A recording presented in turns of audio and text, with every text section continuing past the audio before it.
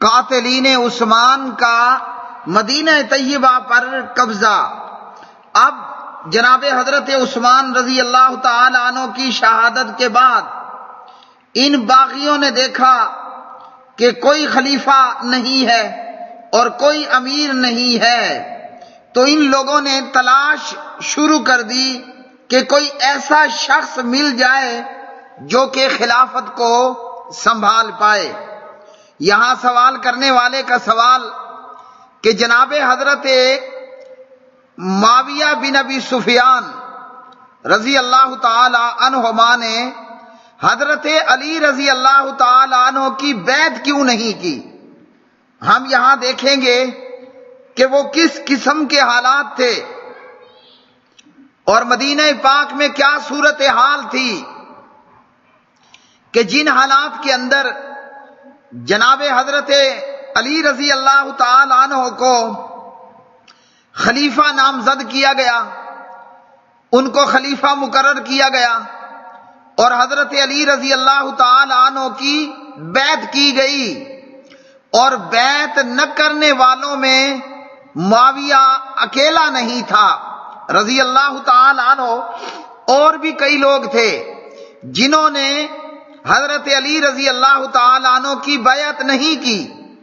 اور اہل مدینہ نے اگر بیعت کی تو وہ کیا صورتحال تھی کہ جس کے ہوتے ہوئے اہل مدینہ نے جناب حضرت علی رضی اللہ تعالی عنہ کی بیعت کی۔ اور یہ صورتحال کچھ یہ تھی کہ شہادت عثمان کے بعد مدینہ پاک پر ان سبائیوں اور بلوائیوں اور باغیوں نے قبضہ کر رکھا تھا، کوئی امیر نہیں تھا، اور یہ قاتل اور یہ بلوائی اور یہ سبائی اور یہ فتنہ پرور اب اس تلاش میں مصروف تھے کہ کوئی ایسا شخص مل جائے جو خلافت کو سنبھال لے، جسے ہم امیر اور خلیفہ بنا لیں۔ اب ان بلوائیوں نے اور ان بلوائیوں اور سبائیوں میں سے کچھ لوگوں نے حضرت علی رضی اللہ عنہ کے گھر اور ان کے گرد چکر لگانا شروع کر دیے،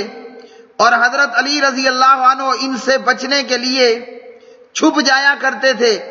کوئی حضرت زبیر رضی اللہ تعالی عنہ کی تلاش میں تھا اور وہ بھی ان باغیوں اور بلوائیوں سے بیزار تھے۔ اسی طرح یہ باغی لوگ حضرت طلحہ رضی اللہ تعالی عنہ کے پاس پہنچتے ہیں تو جناب حضرت طلحہ بھی اس سے بیزاری کا اعلان کرتے ہیں، اور اسی طرح پھر یہ باغی لوگ انہوں نے جب دیکھا کہ حضرت علی، حضرت زبیر، حضرت طلحہ کوئی بھی ہماری بات ماننے کے لیے تیار نہیں ہے، تو یہ لوگ ان لوگوں نے پیغام بھیجا حضرت سعد بن ابی وقاص رضی اللہ تعالی عنہ کے پاس۔ تو جناب حضرت سعد بن ابی وقاص رضی اللہ تعالی عنہ نے بھی اس کام سے اعلان بیزاری کیا۔ ان باغیوں کو جناب حضرت سعد بن ابی وقاص رضی اللہ تعالی عنہ نے یہ جواب دیا کہ میں سعد اور اسی طرح ابن عمر ہم خلافت کا اور امارت کا عہدہ اور اس کا چارج سنبھالنے کے لیے ہرگز تیار نہیں، ہماری طرف سے تمہیں انکار ہے۔ اور جب ان باغیوں نے اور بلوائیوں نے اور ان دہشت گردوں نے عبداللہ ابن عمر رضی اللہ تعالی عنہما سے رابطہ کیا تو ابن عمر رضی اللہ تعالی عنہ نے بھی انکار کر دیا، اور پھر جناب حضرت طلحہ اور زبیر رضی اللہ تعالی عنہما انہوں نے بھی باغیوں کا یہ مطالبہ ماننے سے انکار کر دیا۔ اور پھر ایک اور مرتبہ حضرت علی رضی اللہ تعالی عنہ ان باغیوں کو بازار میں مل گئے، مدینہ پاک کے بازار میں۔ یہ باغی اور یہ قاتلین عثمان جمع ہو کر حضرت علی کے پاس پہنچے۔ جناب حضرت علی رضی اللہ تعالی عنہ نے وہ بات کہی جو سونے کے پانی کے ساتھ لکھنے کے قابل ہے۔ حضرت علی نے خلافت اور امارت کا چارج لینے کے حوالے سے وہ بات کہی جو گولڈ سونے کے پانی کے لکھنے کے ساتھ قابل ہے۔ جناب علی نے فرمایا جلدی مت کرو، لیکن بلوائیوں کو تو جلدی تھی۔ ہاں جی، جناب علی نے فرمایا جلدی مت کرو۔ حضرت عمر رضی اللہ تعالی عنہ انہوں نے خلافت و امارت کے انتخاب کے لیے کمیٹی تشکیل دی تھی، شورا تشکیل دی تھی، اور تم بھی کسی شورا کا اور کمیٹی کا انتظام کرو، یہ کہہ کر حضرت علی ان سے نکل گئے۔ لیکن یہ باقی لوگ دیکھنے لگے کہ اگر اسی طرح یہ بلوہ عام جو ہم نے مدینہ طیبہ میں قائم کر رکھا ہے، اگر ہمارے ساتھ جاہل اور منافق اور حاسد قسم کے لوگ، اگر یہ سارے بلوائی تتر بتر ہو گئے، اگر یہ سارے بلوائی منتشر ہو گئے، تو پھر ہمارے لیے معاملہ مشکل ہو جائے گا۔ الغرض یہ کہ بلوائی چاہتے تھے کہ جلد از جلد نئے خلیفہ اور نئے امیر کا تعین ہو جائے۔ کیوں کہ ابھی بلوہ عام کی صورت باقی ہے، ہم فورس کر کے اپنا مطلب پورا کر سکتے ہیں، اور جب مدینے میں بلوہ عام کی کیفیت ختم ہوئی تو پھر یہ موقع ہمارے ہاتھ نہیں آنے والا۔ قاتلین عثمان نے ایک حربہ کھیلا، اور یہ قاتلین عثمان بلوائی، سبائی اور جاہل، ان لوگوں نے اہل مدینہ کو دھمکی دی۔ وہ دھمکی کیا تھی کہ اہل مدینہ تمہارے پاس 2 دن کی مہلت ہے، 2 دن کے اندر اندر اپنے خلیفے اور امیر کا انتخاب کر لو، ورنہ اس کے بعد ہم باقی بڑے بڑے لوگوں کو بھی قتل کر ڈالیں گے۔ اس اعلان کے بعد اہل مدینہ پریشان ہو گئے۔ پہلے ہی معاملہ بڑا ہنگامہ اختیار کر گیا، ہنگامے کی صورت۔ مدینہ پاک کے اندر نبی پاک علیہ السلام کے دور داماد کا قتل، حضرت عثمان رضی اللہ تعالی عنہ کی شہادت، مدینے کے اندر خون خرابہ، اور اب بلوائیوں اور سبائیوں اور قاتلین عثمان کی مدینے والوں کو دھمکی، 2 دن کا ٹائم ہے، 2 دن کے اندر اندر نئے خلیفے کا، نئے امیر کا انتخاب کر لو، ورنہ ہم خون کی ندیاں بہا دیں گے۔ اللہ اکبر، اللہ اکبر۔ اب بلوائی اپنی طرف سے کوشش کر چکے تھے، جس کے پاس بھی گئے اس نے انہیں کوڑا اور چٹا جواب دیا، میں خلیفہ بننے اور امیر بننے کے لیے تیار نہیں ہوں۔ تو بھائیو، اس نازک صورتحال کے اندر جناب حضرت علی رضی اللہ تعالی عنہ کو خلافت سپرد کی جاتی ہے۔ اب اس دھمکی کے بعد اہل مدینہ حضرت علی رضی اللہ عنہ کے پاس جمع ہوئے اور جناب علی سے کہا کہ ہم آپ کی بیعت کے لیے تیار ہیں، ہم آپ کی بیعت کے لیے تیار ہیں۔ اہل مدینہ چاہتے تھے کہ 2 دن کی مہلت، 48 گھنٹے، 48 گھنٹے کے اندر اندر خلیفے کا انتخاب ہو جائے، ورنہ مزید خون خرابہ اور قتل و غارت گری ہوگی۔ اس لیے مدینے کے لوگوں نے کہا کہ حضرت علی، ہم آپ کی بیعت کرنے کے لیے تیار ہیں۔ اور جناب حضرت علی نے مدینے والوں کو کیا جواب دیا؟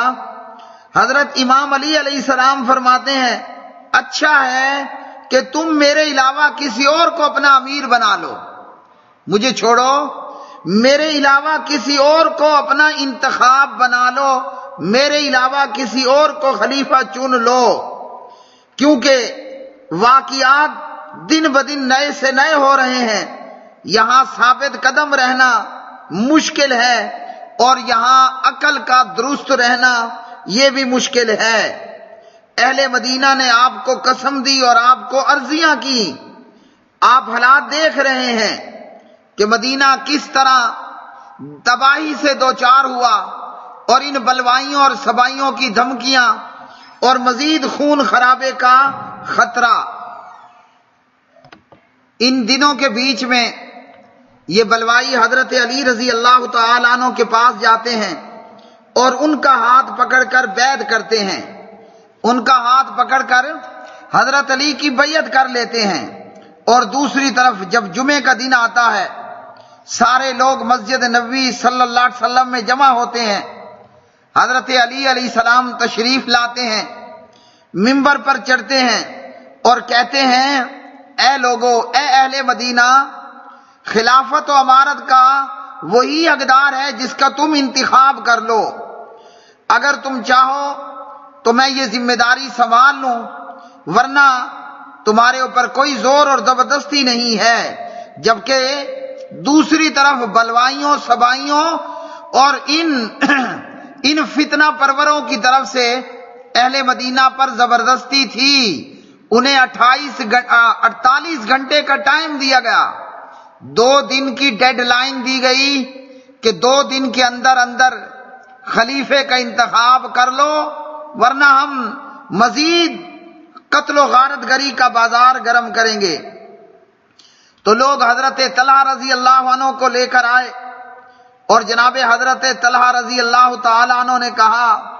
میں مجبوراً بیعت کرتا ہوں، اور انہوں نے پھر بیعت کی اور پھر باقی لوگوں نے بیعت کی۔ مجبوری کیا تھی کہ پیچھے سے بلوائیوں کی دھمکی اور بلوائیوں کا خطرہ اور ان کی 48 گھنٹے کی ڈیڈ لائن، ورنہ مدینے میں مزید قتل و غارت گری کا بازار گرم ہونا۔ میرے بھائی، حضرت معاویہ رضی اللہ تعالی عنہ نے کیوں بیعت نہیں کی؟ دیگر بیعت نہ کرنے والوں نے کیوں بیعت نہیں کی؟ اور جنہوں نے بیعت کی وہ حال بھی ہمارے سامنے ہے کہ مدینے کے اندر کس قسم کا ماحول تھا۔ لیکن یہاں بریکٹ کے اندر یہ بات یاد رکھیں کہ حضرت امام علی بن ابی طالب علیہ السلام، آج پوری امت کا اتفاق ہے